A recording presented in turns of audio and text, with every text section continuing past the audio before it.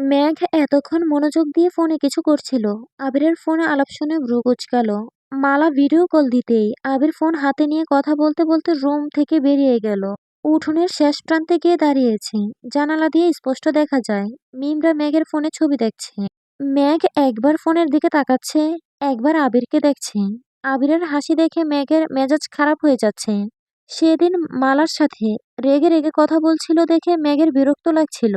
আবার আজ হাসি মুখ করে কথা বলছে, এতেও রাগ হচ্ছে। মেঘ নিজেই বুঝতে পারছে না কি হচ্ছে। দুপুরের পরপর আবিররা ঘুরতে বেরিয়েছে। তানভীর এক কাজিনের থেকে বাইক এনেছে, সেটাতে মিম আর আদি উঠেছে। মেঘ আবিরের সঙ্গে একই বাইকে উঠেছে। যেতে যেতে মেঘ হঠাৎ ডাকলো, আবির ভাই। হুম। আমাকে কেমন লাগছে বললেন না? আপনার দেয়া জামাটা পরেছি। আবির চাপা স্বরে বলল, ভালো, কিন্তু মালাকে বেশ কিউট লাগছিল। মেঘ কপাল ঘোটালো, নিজেকে সংযত করে বলল, আপনাকে আজ খুব সুন্দর লাগছে। পাঞ্জাবিতেও সুন্দর লাগছিল। এখন ভালো লাগছে। আবির শক্ত কণ্ঠে বলল, হ্যাঁ। মালাও বারবার বলছিল। মেঘ এবার ফুঁস করে উঠল, কিছু মনে না করলে একটা কথা জিজ্ঞেস করব? বল। তোর কথায় আমি কখনো কিছু মনে করেছি? আপনি মালা আপুকে পছন্দ করেন? নিঃসন্দেহে মালা আপনাকে পছন্দ করে। আর আপনি?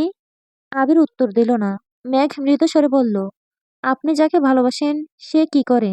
আবির নিরেট কণ্ঠে বলল, আমি যাকে ভালোবাসি সে শুধু আমাকে ভুল বুঝে। সকালে ভুল বুঝে, বিকেলে শুধু ভুল বুঝে। ভাবছিস দুপুরে ভালো থাকে? একদমই না। দুপুরে আরো বেশি ভুল বুঝে।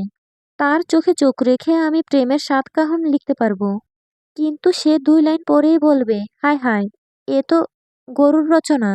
মেঘ আনমনে বলে উঠল, আপনি কি ভেবেছেন তাকে ঘিরে সারাটা জীবন কাটাবেন?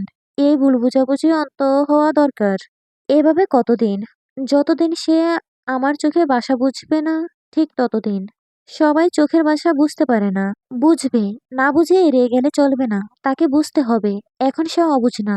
ভালোবাসা, ভালো লাগা, সবকিছুই নিজেকে প্রকাশ করতে হবে। মেঘ টুক করে শীতল কণ্ঠে বলল, আমার আপনাকে ভালো লাগে। আবির মুখের উপর বলে দিল, আমি মানুষটাই নিহাতি ভালো মানুষ। আমাকে ভালো লাগার কথা। আবিরের এমন উত্তরে মেঘ নির্বোধ বনে গেল। মেঘ ঠিক বলল নাকি আবির ভুল শুনল, ঠিক বুঝে উঠতে পারছে না। মেঘ আর কথা বাড়ালো না। নিজেকে খুব নির্লজ্জ মনে হচ্ছে। প্রথমবার সব চিন্তা বাদ দিয়ে আবিরকে ভালো লাগার কথা বলেছিল। অথচ আবির কি বলল? মেঘ দীর্ঘ নিঃশ্বাস ছাড়ল। সহসা বাইক থামালো আবির। জান মেঘ জানতে চাইল, বাইক থামালেন কেন? মেঘ বাইক থেকে নামলো। আবিরও নামলো। মেঘের সামনে দাঁড়িয়ে অস্থির চিত্তে ছুতালো, একটু আগে কি বলেছিস? বাইক থামালেন কেন? না না, তার আগে কি বলেছিস? মেঘ না বুঝার ভান করে বলল, কি বলেছি? আবিরের ছটফটানি চোখে মুখে ফুটে উঠেছে। ব্যস্ত কণ্ঠে শুধালো, আমাকে তোর ভালো লাগে বলেছিস? মেঘ কপাল কুঁচকে স্বাভাবিক ভঙ্গিতে বলতে লাগলো, সবাই বলে আপনি খুব ভালো, ভদ্র ছেলে। আপনি সবাইকে নিয়ে কত ভাবেন। তার জন্য বলেছি ভালো লাগে, অন্য কিছু মিন করিনি। আবির আর চোখে আকাশের দিকে তাকিয়ে খানিক বিড়বিড় করলো। তারপর চুপচাপ বাইক স্টার্ট দিল। বাকি রাস্তা কেউ কোনো কথা বলল না। মেলা থেকে বাড়ি ফিরতে ফিরতে প্রায় সন্ধ্যা হয়ে গেছে। আবির নিজের পছন্দ মতো মেঘকে কিছু চুড়ি, কানের দুল, পায়েল সহ আরো কিছু কিনে দিয়েছে। সারাদিন খুব ভালোই কেটেছে। মেঘের ক্ষণে ক্ষণে শুধু মনে হয়েছে, আবির ভাই বোধহয় আমাকে ভালোবাসেন। খুশি মনে বাড়ি ঢুকে বড়সড় একটা ধাক্কা খেলো। বাড়িতে মেহমান এসেছে। মেঘ ঘরে ঢুকতেও হতবাক হয়ে রইল।